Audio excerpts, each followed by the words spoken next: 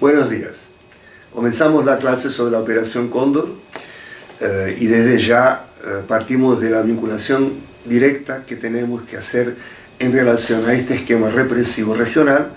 que está relacionado con la imposición de las dictaduras de seguridad nacional por toda la región. Una primera precisión que hay que hacer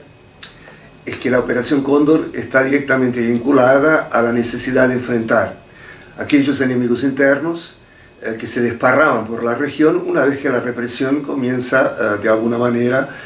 que obliga a que esta gente se retire del país ante las medidas de seguridad necesarias para su propia sobrevivencia. Entre tanto, hay una cuestión que tiene que ser colocada también que se relaciona con una otra idea. Cuando hablamos de la Operación Cóndor, tenemos que pensar que las conexiones represivas de los esquemas de seguridad policiales, militares de la región son muy antiguos. O sea, la Operación Cóndor puede estar fechada a partir del año 75 y más o menos sabemos que va hasta el 78, 79, a pesar de que hay algunos elementos que van a persistir prácticamente hasta el final de los años 80, inicio de los 90.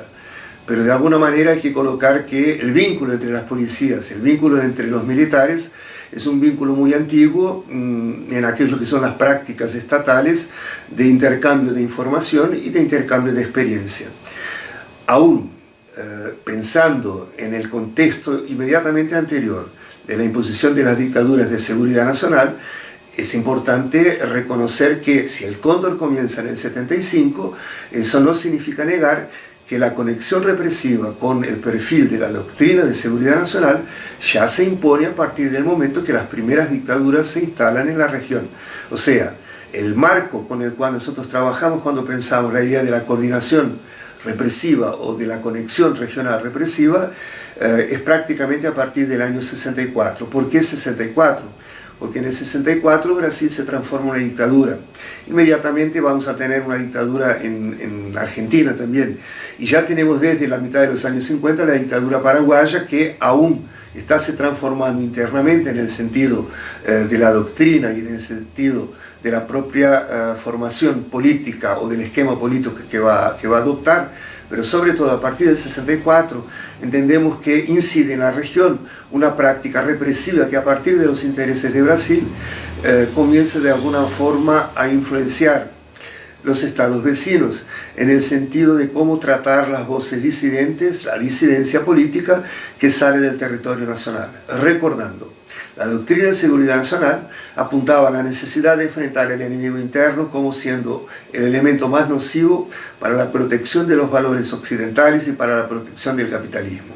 A partir de la Revolución Cubana en el 59 hay una confirmación, la Guerra Fría finalmente llega a la región. O sea, todo aquello que hasta entonces se colocaba como la preparación de la defensa regional frente a una guerra internacional, una guerra mundial, una tercera guerra mundial,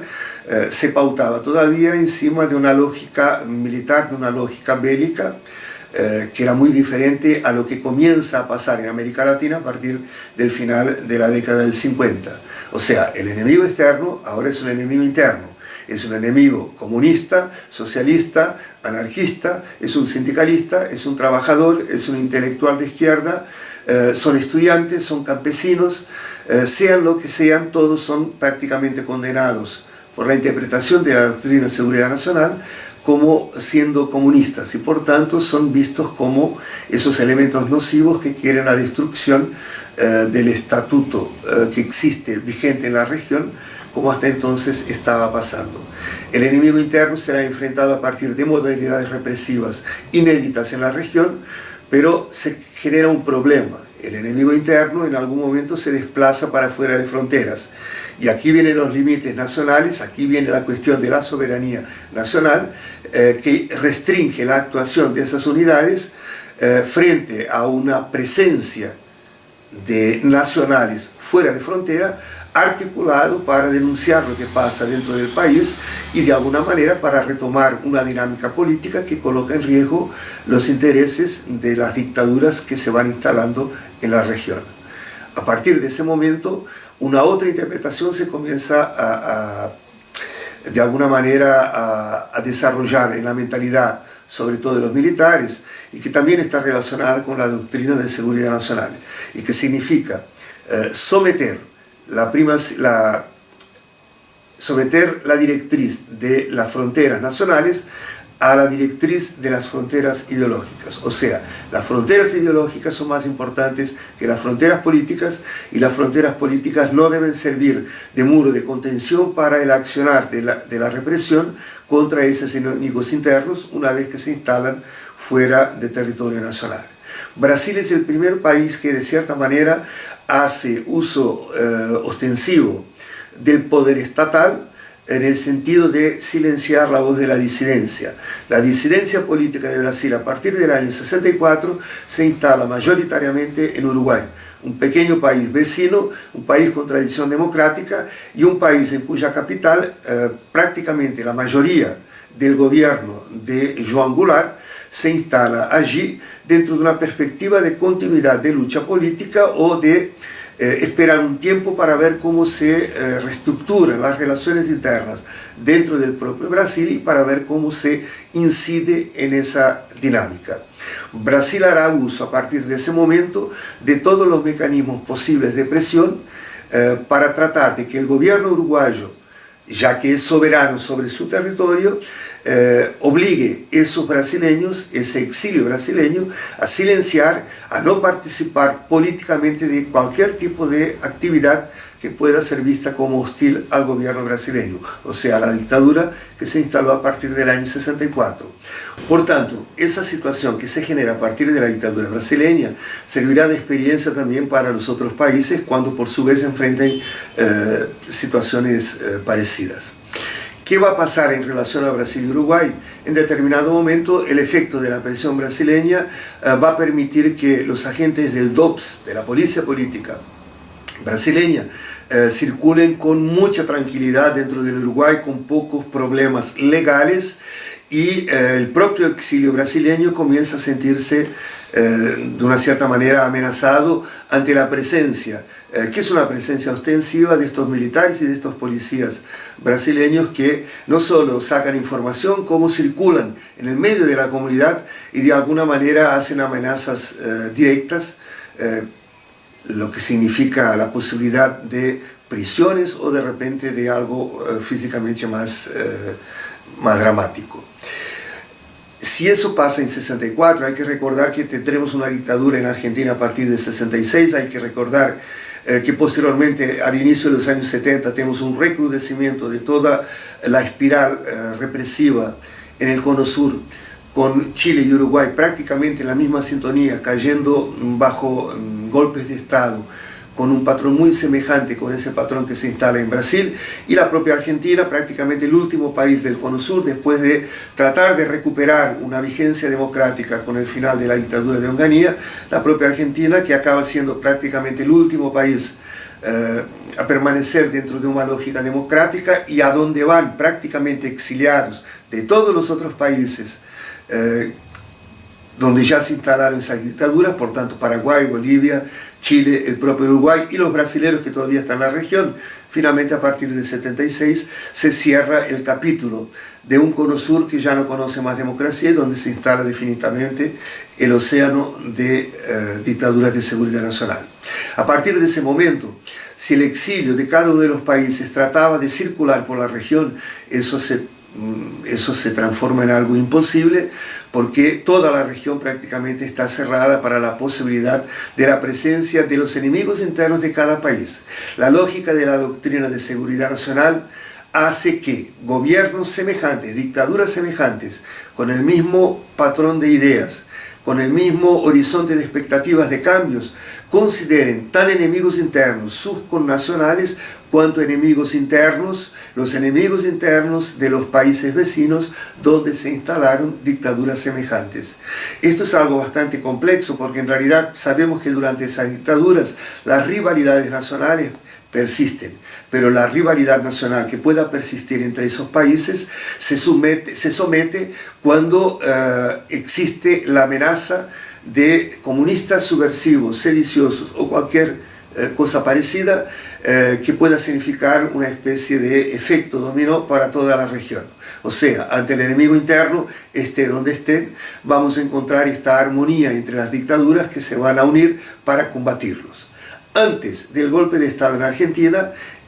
prácticamente noviembre del año 75, formalmente la Operación Cóndor ya había sido establecida. En realidad se discute hoy si la Operación Cóndor comienza en el 75 o ya comienza algunos años antes. Repito, hay que entender que hay una dinámica de la conexión represiva que comienza como relaciones bilaterales o que de repente son trilaterales, y antes de llamar esto de cóndor ya se formata un tipo de dinámica represiva que después el cóndor lógicamente que absorbe, hace mucho más refinado y coloca, despliega en una escala mucho mayor. Pero las raíces están colocadas desde el tiempo anterior. Claro, a partir del final del 75, el bloque de dictaduras va a actuar de una forma mucho más compacta, y esto amenaza de una manera muy concreta, muy directa, inmediatamente a todos los exiliados de esos países en la región. El encuentro fundacional del Cóndor ocurre en Chile, como ustedes saben, a partir de una iniciativa del gobierno chileno, de la dictadura chilena. Pero lógicamente que por detrás de toda esa iniciativa hay alguna responsabilidad también de los Estados Unidos, que tienen intereses muy concretos en la región y que de cierta manera acompañan la movimentación de los ejércitos en el sentido de reconocer alguna autonomía, pero a no engañarse. La doctrina y la formación y el entrenamiento de esos ejércitos pasa lógicamente por la presencia de los Estados Unidos, que por su vez transmiten, también son intermediarios de aquello que significa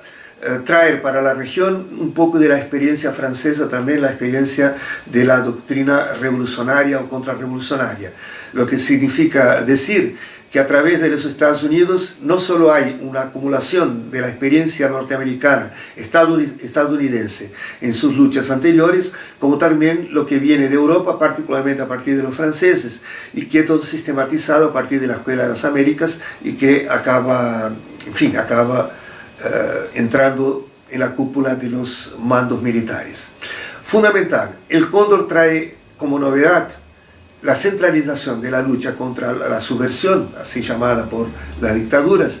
pero manteniendo prácticamente las prácticas represivas que ya estaban siendo aplicadas en cada uno de los países. O sea, el Cóndor reproduce la vigilancia, el Cóndor reproduce las amenazas, el Cóndor reproduce los secuestros, el Cóndor reproduce la tortura, el Cóndor reproduce los desaparecimientos. Todo esto ya era realidad en las prácticas represivas de cada uno de los países. La gran novedad es que ahora, como política de Estado, hay un intercambio permanente de información. No es simplemente una colaboración bilateral o trilateral, pero se trata de la creación de un banco de datos, la creación de un banco de informaciones que circulan de una forma muy ágil a partir de toda una tecnología en la época, el sistema de Telex, que es prácticamente un instrumento que los Estados Unidos propician a los países del Cóndor, y lógicamente que a partir de esta información que circula de forma muy abierta, algunas cuestiones que precisan resolver el problema de las fronteras nacionales. O sea, el Cóndor fundamentalmente es un esquema represivo que va a permitir que comandos de cada uno de los países que están integrados dentro de este gran paraguas, así llamado, que puedan entrar, puedan circular y puedan sacar gente de cada uno de los países, encontrando colaboración directa incluso con la participación de comandos unificados de una, dos o hasta incluso 3 nacionalidades si eso fuera necesario. La documentación inicial que aparece sobre el Cóndor prácticamente en el año 76 confunde un poco a veces aquello que significa entender esa dinámica del Cóndor. En realidad hay que entender una cosa fundamental sobre el Cóndor. El Cóndor es lo más clandestino de todo lo clandestino que existe en las dictaduras de seguridad nacional. Y decir que el Cóndor es lo más clandestino significa entender la dificultad historiográfica de poder producir materiales concretos de análisis sobre el Cóndor, porque en realidad dentro del pacto del silencio de los ejércitos, lo más letal, lo más escondido, de lo que menos se ha hablado hasta hoy, justamente son estas responsabilidades comunes de esas dictaduras. ¿Y por qué no se habla sobre esto? Por una cuestión interna. Cada país tiene una relación diferente sobre de qué manera la justicia actúa sobre los crímenes de lesa humanidad. Muy bien, si esos países, si esas dictaduras en su momento hubiesen asumido de manera abierta que tenían un pacto para perseguir la disidencia política en la región y fuera de la región, esto significaría decir que la responsabilidad sobre los crímenes de lesa humanidad, sobre todos aquellos que fueron víctimas del Cóndor, esa responsabilidad tendría que ser dividida entre todos los países que participaron de esto, incluso aquellos países que no están en la región, pero que se sabe también que dieron total apoyo al Cóndor y que en algunas acciones estuvieron muy atentos, como es el caso de los Estados Unidos. Entonces, sobre el Cóndor, poca información ha habido hasta hoy. Por tanto, la producción historiográfica que tenemos sobre el Cóndor prácticamente parte de una base común de informaciones, de datos, que algunas veces confunden. Claro, cuando algún archivo se torna público, esto permite algunos saltos cualitativos que permiten avanzar el entendimiento de lo que es el Cóndor. Una de las dudas que tenemos hoy es si el Cóndor se puede seguir denominando de operación, si se trata de una operación en cuanto mecanismo, en cuanto instrumento de actuación, o en realidad es un plano con un conjunto de operaciones que no son iguales, que tienen protagonistas diferentes, que varían en el tiempo, que varían según la relación de fuerzas que hay en la interna de cada esquema represivo de cada país, y si varía también en función de la acción concreta que hay que desarrollar. Las informaciones que venimos acumulando en los últimos años, y sobre todo cuando salimos un poco de aquello que se consagró durante una época, de que el Cóndor era sobre todo una acción represiva contra los grandes protagonistas políticos del exilio regional en su actuación de denuncia contra las dictaduras, si avanzamos en esto, en el sentido de que el Cóndor no se limitó simplemente a producir atentados contra Letelier, contra Prats, contra Leyton, contra Michelini, contra Torres, si comenzamos a pensar que todo el exilio de alguna manera es víctima del Cóndor, eso nos permite entender que se trata de algo mucho más complejo y se trata de una estructura mucho mayor, porque el Cóndor reproduce también el mismo miedo que se instala en el interior de los países, tiene que instalarse también entre el mundo del exilio, de manera que el efecto de parálisis que se pretende encontrar a través de la pedagogía del miedo tiene que instalarse también en el medio de esas comunidades exiliadas. Entonces, lo que encontramos en los últimos tiempos es que la complejidad del Cóndor avanza mucho para aquello que se consagró en una primera historiografía importantísima, porque es la que abre camino para todo aquello que conocemos hoy. Pero algo que confunde es pensar que uno de los documentos fundantes de la Operación Cóndor habla en tres fases, como si fueran fases, una sucediendo a la otra, y como si todo esto implicase en momentos diferentes del Cóndor. Una primera fase que sería una fase de acumulación de información, la formación de un banco de datos para que esto sirviera como infraestructura capital para el accionar del Cóndor. Una segunda fase que sería la fase de actuación directa en el sentido represivo contra el exilio organizado en la región. Y una tercera fase que sería el mecanismo de intervención represiva fuera de la región. ¿Qué es lo que uno encuentra aquí? Si pensamos en una secuencia cronológica, la primera fase no tiene nada que ver con secuencia cronológica, se trata de del montaje de una infraestructura fundamental para agilizar el trabajo del Cóndor. Aquello que llamamos fase 2 y fase 3 nada más es que una simultaneidad de acciones contra blancos diferentes, de diferente importancia, pero que están prácticamente ocurriendo de forma sincronizada. En el mismo momento que ocurre el asesinato de Letelier en Estados Unidos, están ocurriendo decenas de perseguiciones contra exiliados de cualquier país de América Latina dentro de la Argentina. Muchos de esos exiliados son militantes anónimos o son militantes periféricos o algunos de ellos prácticamente de repente no tienen ni siquiera una actividad política tan importante así como llamar la atención, pero tiene que ver con esos otros objetivos del Cóndor, que significa silenciar, expulsar y en fin, oprender toda disidencia que se encuentre en la región. Hay un entendimiento fundamental. El enemigo interno de mi aliado político contra la subversión, contra el enemigo interno de la Guerra Fría en la región, el enemigo interno de mi aliado vecino se transforma también en mi enemigo interno. O sea, la responsabilidad de todas las Fuerzas Armadas frente a los exiliados que se encuentran legalmente o ilegalmente dentro de su país, esa responsabilidad existe, porque en realidad significa ya una base común de entendimiento con los comandos Cóndor que van a entrar dentro de fronteras para poder hacer el trabajo de persecución, de secuestro y de desaparecimiento de gente que podrá ser desaparecida dentro del propio país donde está instalada esa gente, o entonces esa gente será llevada para sus países de orígenes, donde probablemente posteriormente serán desaparecidos definitivamente.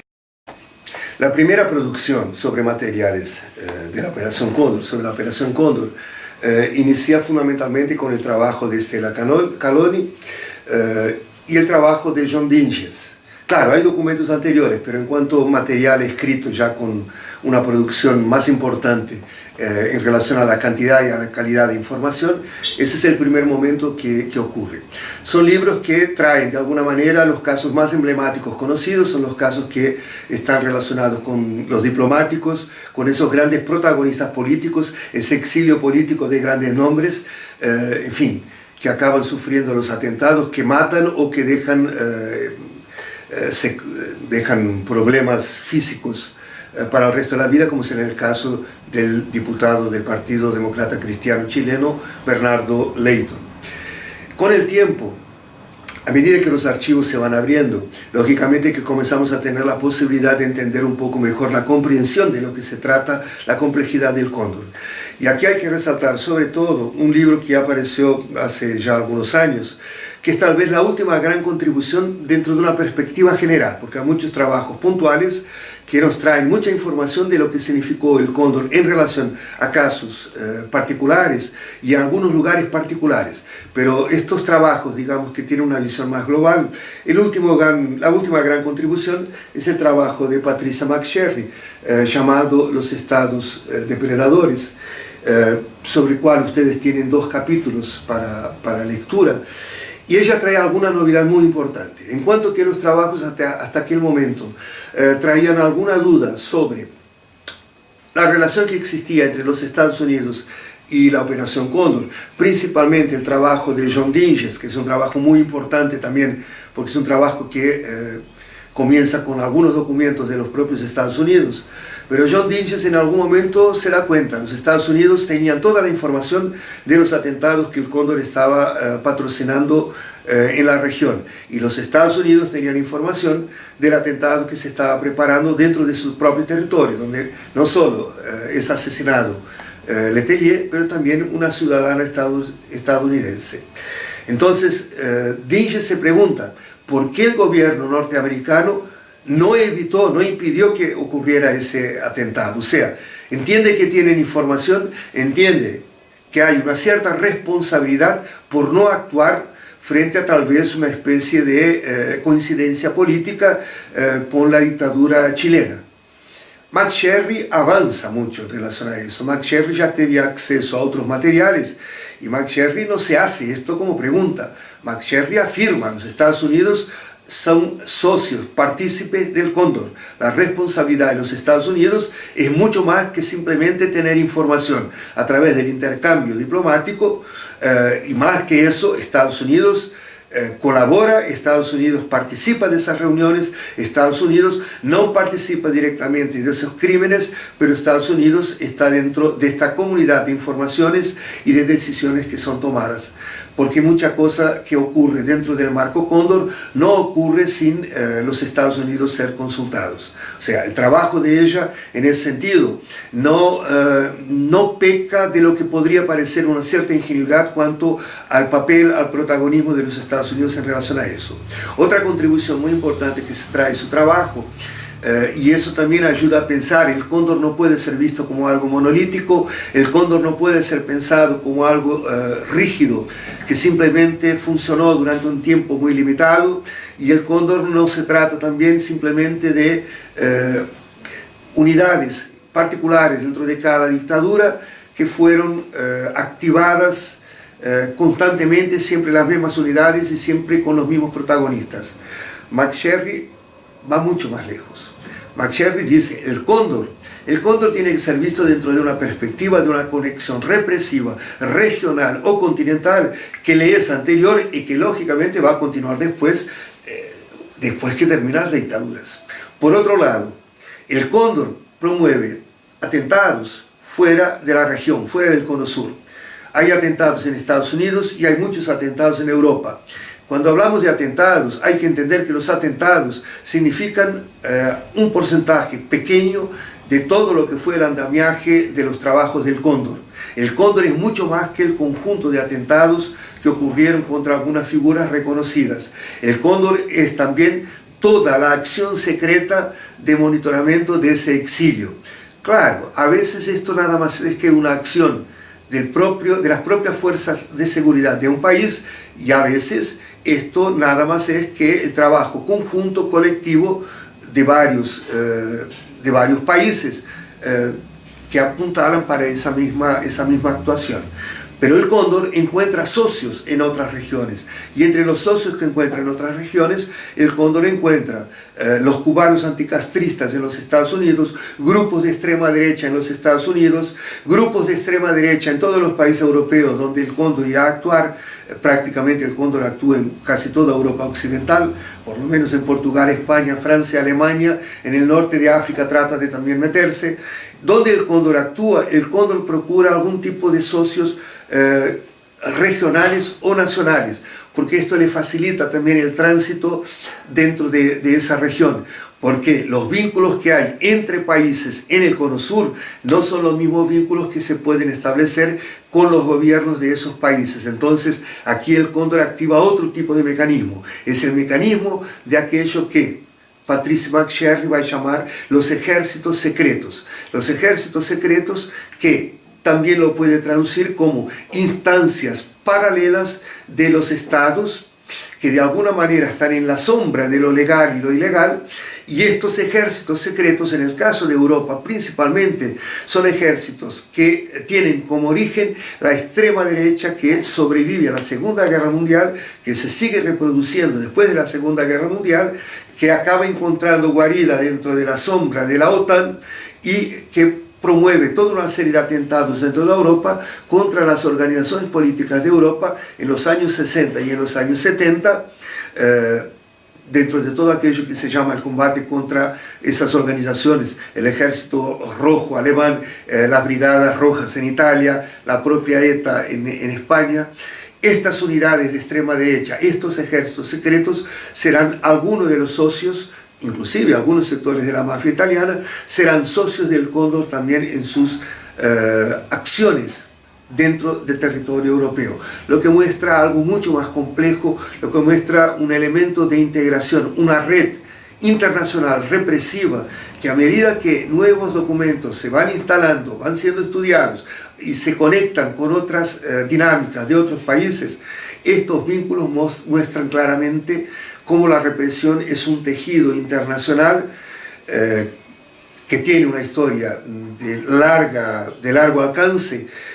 y una complejidad que escapa a cualquier lectura conjuntural que se puede hacer durante los momentos urgentes de un contexto represivo más puntual. Quisiera recomendarles también un documento que se encuentra en la red que se llama el Testimonio Orletti o también el Testimonio Rodríguez Larreta. Es un periodista uruguayo que estuvo detenido en Orletti durante los meses de funcionamiento del centro clandestino de detención Automotores Orletti, junto con algunas decenas de ciudadanos uruguayos y algunas decenas de ciudadanos de otros países, inclusive argentinos. Rodríguez Larreta, padre de un muchacho que estaba preso junto con los demás ciudadanos uruguayos, se desloca de Montevideo a Buenos Aires, así que sabe que su hijo fue detenido en una redada de un comando Cóndor, lógicamente que en la época no se sabe qué es Cóndor y no se sabe que es un comando binacional, y Rodríguez Larreta en algún momento, mientras busca informaciones sobre su hijo, acaba siendo detenido y es llevado donde están todos esos uruguayos. Esta historia termina algunas semanas después, de una determinada manera, y de este grupo de uruguayos, Rodríguez Larreta será libertado en Uruguay, y a partir de ese momento sale del país, va para el exterior y comienza a hacer denuncias en todos los tribunales internacionales que puede, y junto a la prensa internacional, denunciando todo lo que vio en los días que estuvo preso en Orleti, que es un lugar que él lógicamente tampoco consigue identificar en un primer momento, pero trae por primera vez informaciones de la existencia de un centro clandestino en la ciudad de Buenos Aires, cuya particularidad es que ahí están perseguidos políticos de otros países. Este documento hoy está publicado incluso, es un documento de pocas páginas, pero que trae toda la complejidad de las situaciones que ocurrían en ese centro clandestino y de los móviles que de alguna manera estaban por detrás del accionar tanto del comando argentino cuanto del comando uruguayo, que tenía una especie de base de actuación en Orleti. Entonces es muy importante porque es tal vez el documento más complejo que tenemos en este momento de lo que sería hecho en su momento. O sea, es un documento de su propio tiempo, ya es una lectura bastante precisa ya del significado de lo que ahí ocurría, sobre todo en la denuncia de la tortura, el asesinato de varios presos que ahí estaban, y por otro lado,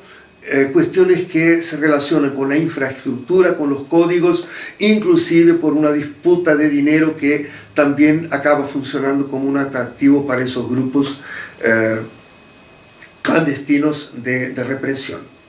Otra cuestión que me parece fundamental colocar, aunque sea de forma muy breve, y ya también aprovecho para recomendar otra lectura, otro libro, está relacionado con una cuestión muy particular. Como Argentina fue el último país de la región que se transforma en dictadura, mucha gente sale como puede de Argentina, y esa salida de Argentina, si no se da directamente a través de vía aérea, esa salida de Argentina, en la mayor parte de las situaciones ocurre vía terrestre, y el país en ese momento que tal vez tenga condiciones menos hostiles para aquellos que tienen que huir, y están siendo perseguidos, es Brasil, una dictadura que por tener una cronología diferente de la cronología que predomina en relación a los otros países, en el momento en que los otros países están en el apogeo de la represión, Brasil prácticamente está en otra sintonía, porque Brasil está en un proceso de apertura. Lógicamente que hay represión, pero en ese proceso de apertura, en Brasil están dadas algunas condiciones mínimas para aquellos que perseguidos políticos puedan encontrar algún tipo de ayuda, de solidaridad de los grupos políticos de Brasil que están iniciando toda una lucha en el proceso de recuperación democrática, dadas algunas condiciones que no existían en Brasil tiempo anterior y que no existen en aquel momento ni en Chile, ni en Uruguay, ni en Argentina, ni en Paraguay. Entonces, en Brasil hay algunas redes que se están formatando, y una de ellas es muy particular porque tiene que ver justamente con la recepción de esta gente, muchos de ellos en situación desesperada, tratando de encontrar en Brasil o alguna acogida fraterna, o entonces usando el territorio brasilero como plataforma para salir de la región, ir para Europa o ir para algún otro lugar. O sea, en Brasil vamos a encontrar una red llamada Clamor. No es una sigla, la palabra clamor en sí es una palabra de un colectivo que comienza a trabajar principalmente en ayuda a los extranjeros que son vistos principalmente, que vienen de Argentina y vienen en condiciones deplorables, cargando niños, gente que perdió familiares, gente que dejó familiares presos, gente que ya tuvo familiares asesinados, que perdieron compañeros. A partir de esa red Clamor prácticamente se encuentra la posibilidad de una camada de protección mínima que permite que esa gente tenga un lugar de respiro, que esa gente encuentre documentos legales o ayuda para obtención de documentos legales o algún lugar para esconderse, mientras se sienten perseguidas o mientras no consiguen documentación apropiada para conseguir salir de la región a través de ACNUR, que ya está asediada en ese momento en Río de Janeiro, y sobre todo la protección de la Iglesia Católica. La Iglesia Católica en Brasil apoyó el golpe de Estado en 1964 y la cúpula de la Iglesia a partir de ese momento, muestra una cierta tendencia mayoritaria a apoyar la dictadura, pero siempre hubo algún sector que se colocó de forma contraria y sobre todo a partir del final de la década del 60, a partir del acto institucional número 5, determinados sectores de la Iglesia Católica comenzaron a se colocar como sectores de oposición. En ese momento, a partir del año 76, 77, 78, en San Pablo hay una figura mayúscula que hay que recordarla, que es don Paulo Evaristo Arns,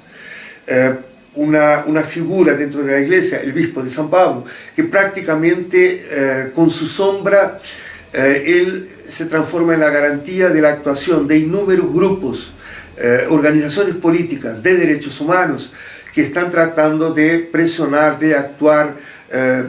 a partir de diversas consignas, y entre ellos está Clamor, que está preocupado fundamentalmente con los extranjeros, porque con los brasileños hay otras organizaciones que ya están actuando en ese momento. Clamor se transforma en una red interna dentro de Brasil, pero Clamor se transforma también en una parte de una red mucho mayor que lógicamente en ese momento ya está instalada dentro de los grupos de derechos humanos de la región, que sobreviven como pueden y que está también vinculado con el exilio organizado, donde se encuentre ese exilio latinoamericano organizado, y por su vez con todos los grupos colectivos, grupos solidarios, con las iglesias solidarias que están desparramadas por el mundo. O sea, en Brasil vamos a tener una plataforma de actuación fuertísima en la cuestión de los derechos humanos, y este grupo Clamor, que acaba de lanzar este libro hace pocos meses, prácticamente tiene un papel fundamental en la cantidad de gente que ayudó a salir de la región y la cantidad de gente que se salvó por causa de la actuación de estas personas. Esta historia de Clamor es una historia muy poco conocida, prácticamente en Brasil ha sido ignorada durante todas estas décadas posteriores al final de la dictadura, y tiene mucho que ver justamente con este pacto de silencio que siempre se instaló en Brasil en relación a su historia reciente. Brasil es un país que en el tiempo de la dictadura participa del Cóndor, pero esto fue negado durante mucho tiempo porque evidentemente cuando el Cóndor se instala, las urgencias de Brasil ya se habían resolvido anteriormente. La cronología del Cóndor prácticamente es simultánea solo con el final del momento del apogeo de la represión en Brasil. O sea, el trabajo sucio en Brasil ya había sido resolvido anteriormente, ya había sido concluido anteriormente. Pero Brasil participa del Cóndor, sí, porque muchos argentinos, muchos uruguayos, muchos paraguayos son perseguidos, son vigilados, son secuestrados, son desaparecidos en Brasil. Probablemente después son muertos en otros países. Pero en Brasil, comandos Cóndor brasileños participaron activamente junto con los comandos argentinos del batallón 601 o con la OCOA uruguaya o con las organizaciones estatales paramilitares que fueran en ese momento. Para terminar, es importante entender que los saltos cualitativos de lo que significa el conocimiento sobre el Cóndor, sobre la lógica del Cóndor, sobre la dinámica del Cóndor, eso está relacionado con nuevos archivos que se colocan a disposición del público, y lógicamente que a partir de ahí los historiadores y los sociólogos y los politólogos y los periodistas y todo el mundo comienza a hacer sus análisis. Un primer momento de despegue de la información sobre el Cóndor tuvo que ver con los primeros documentos que basaron dentro de la propia distribución diplomática de documentos por los Estados Unidos. Poquísima cosa, pero que a partir de ahí comenzó a producir algunas informaciones o aproximaciones superficiales sobre el Cóndor. Sin duda, el gran marco fue el año 92, cuando aparece en Paraguay aquello que se llamó el Archivo del Cóndor. Y a partir de ahí comenzamos a tener una cantidad muy grande de trabajos que permitieron, dentro de la lógica de los documentos encontrados, establecer algunos paradigmas de lo que era el Cóndor en la posibilidad del conocimiento que esos archivos permitían. Algunos años después, sobre todo a partir del caso Pinochet, o sea, en el momento que Baltasar Garzón pide la prisión de Pinochet en Inglaterra, los Estados Unidos pasan a desclasificar documentos sobre Chile y sobre Argentina, y entre esos documentos hay documentos que también demuestran la conexión represiva y lógicamente apuntan para el Cóndor. Y aquí tenemos también otro salto cualitativo en el sentido de lo que se avanza en términos del cóndor. En este momento, la gran expectativa, ¿cuál es?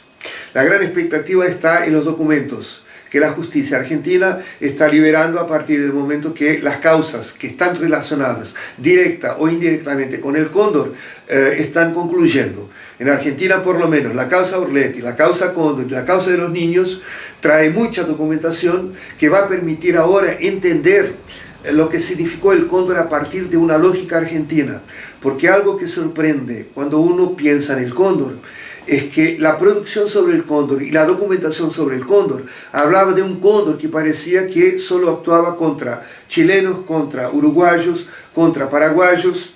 o contra gente europea que se encontraba en esa región. Y parecía que sobre Argentina o sobre los argentinos poco importaba, a pesar de que estaba el registro de los argentinos que habían sido desaparecidos en Brasil, por ejemplo, a partir de la contraofensiva montonera y de la infiltración que se había hecho dentro de esa organización. Pero todo eso parecía como algo mucho menor. O sea, la mayor parte de las víctimas del cóndor fueron víctimas del cóndor dentro de Argentina, porque es ahí donde estaba concentrado la mayoría del exilio latinoamericano después que cae en Chile y Uruguay dentro de una lógica de la doctrina de seguridad nacional. El tema cóndor en Argentina parecía un tema menor, cuando en realidad lo que pasaba es que el tema cóndor en Argentina, que era tan caro para paraguayos, para brasileños, para chilenos y para otros países, otras comunidades, dentro de Argentina, es como que se perdía en el medio del drama de lo que fue la destrucción humana dentro de Argentina. Pero la retomada de las causas permitió el particularismo de las análisis, de los estudios y de los testimonios que comenzaron a traer el modus operandi de cómo eso ocurrió en Argentina y las formas y los mecanismos de colaboración. En ese sentido, la posibilidad que ya existe en este momento, pero que aún tenemos que esperar algún plazo en función de alguna causa que todavía está abierta, la posibilidad de tener ahora acceso a esta documentación va a permitir que el rompecabezas sobre el cóndor, un rompecabezas que difícilmente va a estar completo en el futuro, con la colaboración, con la contribución de la documentación argentina y los análisis que ahora comienzan a ser hechos por causa de esta documentación, eso va a permitir tener un panorama mucho más preciso de lo que significa todo ese esquema represivo regional. ¿Por qué? Porque Argentina fue el gran palco de esa represión cóndor. O sea, lógicamente que están los casos de aquellos que fueron asesinados o sufrieron atentados en Europa, en Estados Unidos, y los que sufrieron el cóndor en los otros países de la región. Pero la dimensión mayor está en Argentina. Y por eso que estamos esperando las contribuciones de los investigadores argentinos. Está todo el trabajo que está desarrollando Melissa Slatman, un doctorado que debe terminar dentro de poco, y una tesis con mucha expectativa por la documentación que ella ya ha consultado del esquema represivo argentino y de los vínculos que se ha establecido del esquema argentino con el esquema paraguayo, con el esquema chileno, con el esquema brasileño, boliviano, uruguayo, en fin, incluso de otros países. Entonces, por un lado, hay que salientar todo lo que hay que hacer todavía sobre las redes de solidaridad que se establecieron en la región en condiciones muy difíciles, como si fuera una especie de contracóndor. Contracóndor parece una palabra un poco agresiva, pero que funcionara como una especie de contracóndor. Por otro lado, lo que viene ahora como salto muy cualitativo de lo que podremos avanzar en relación a lo que estamos afirmando hasta ese momento sobre el cóndor frente a la apertura de la documentación argentina y a partir de la liberación de esa documentación por la justicia argentina y las investigaciones que se van a desarrollar a partir de ahí. Finalizando, algo que es importante de repetir siempre, ¿no? Porque si el cóndor es lo más clandestino de todo lo clandestino y encubierto que hubo en la región, vinculado, relacionado a las dictaduras de seguridad nacional, es importante que se diga, ya en el año 97, la justicia española, justamente en su trabajo preliminar, antes de pedir la extradición de Augusto Pinochet, ya había llegado a la conclusión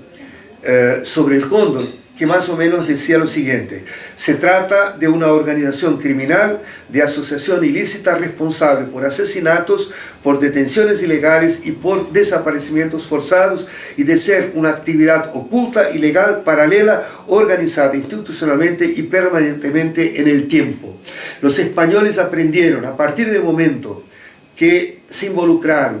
con las cuestiones de lesa humanidad del Cono Sur, porque había ciudadanos españoles, no solo actuaron en el sentido de presionar para un cambio en la actuación de la justicia en la región, pero los españoles, por su vez, a partir de la experiencia de tratar de estas cuestiones sobre el Cono Sur, de repente comenzaron a usar términos que no imaginaban que enseguida tendrían que usar para mirar también su pasado reciente, que también era silenciado en función de lo que había sido los pactos de silencio del fin del franquismo, de una dictadura de tantas décadas. Y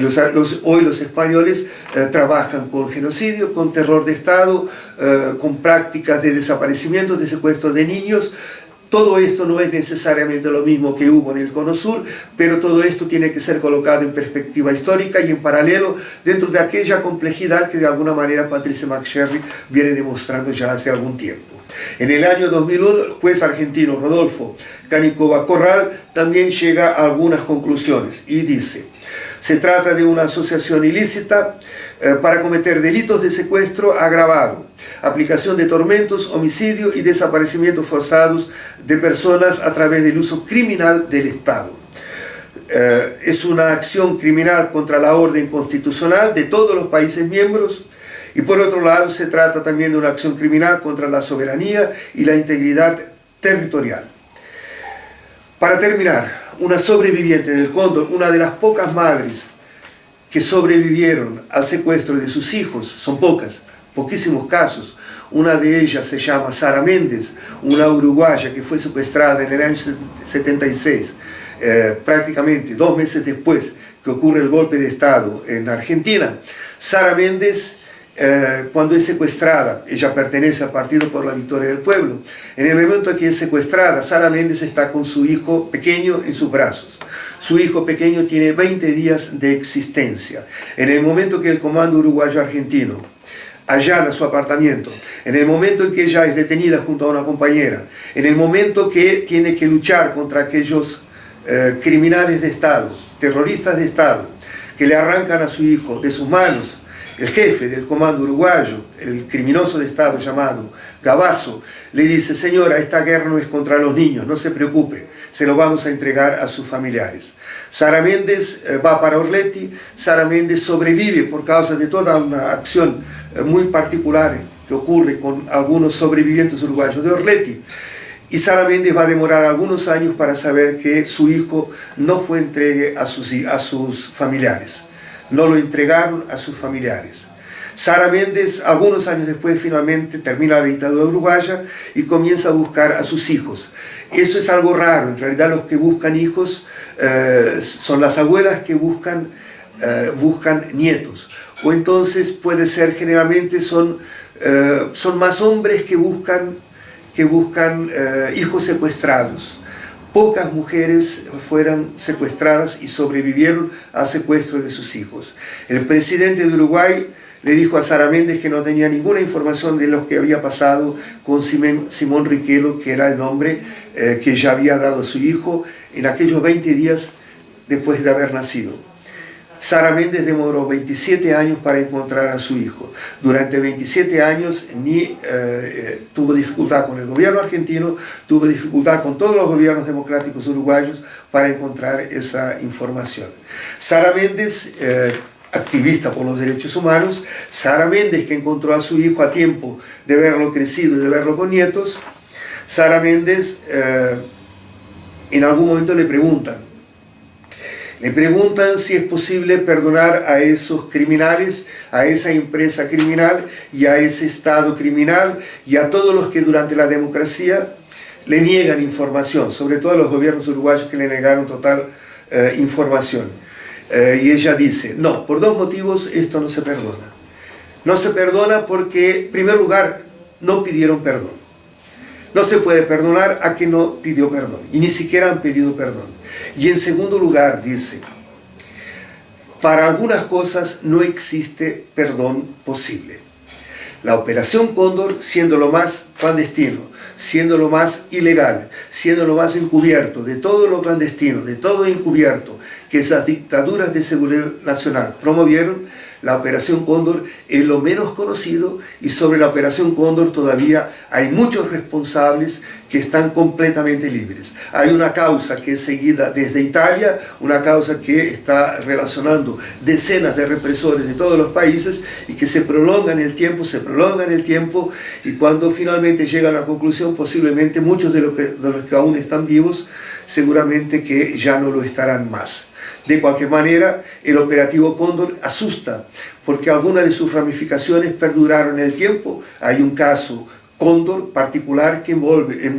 está involucrando al químico Eugenio Berríos, vinculado a la DINA, responsable directo por algunos de los asesinatos con elemento químico durante aquel tiempo. Eugenio Berríos, que desaparece de forma misteriosa en Uruguay en el inicio de los años 90 como una especie de destrucción, un archivo vivo que hay que destruirlo porque puede hablar cosas que no se deben decir. Entonces, vínculos entre agentes cóndoros continúan. Los estados posiblemente no mantienen estructura cóndor de una forma declarada, seguramente no, pero entre los militares y entre los policías que aún están en la activa hay lazos comunes, hay lazos afectivos, hay lazos políticos, hay lazos militares, y lo peor de todo, en la mayor parte de las Fuerzas Armadas de la región no hubo ningún proceso de descontaminación de los elementos de la doctrina de seguridad nacional, lo que hace temer por nuestras democracias, porque en realidad sabemos muy bien que si hay una cosa que los servicios de inteligencia y los servicios de seguridad nunca destruyen, son sus archivos. Y sus archivos son fundamentales porque sus archivos tienen información, y esa información tiene que ver con la generación anterior, con la generación actual, y probablemente, ya que el terrorismo de Estado también es preventivo, con la generación que de aquí a pocos años va a tratar de tener actualidad política en el momento en que los escenarios políticos de esos países se muestran tan conturbados y tan perturbadores para el futuro de las nuevas generaciones. Muchas gracias. Disculpen la dificultad en hablar en castellano porque hablo mucho más en portugués. Traté de esforzarme y grabé ya no sé cuántas veces esta charla. De cualquier manera, espero que puedan leer los textos y que vean los materiales adicionales a lo que están recibiendo. Y nos encontramos dentro de algunos días comentando los trabajos de ustedes y podemos dialogar en la medida que ustedes quieran. Muchas gracias.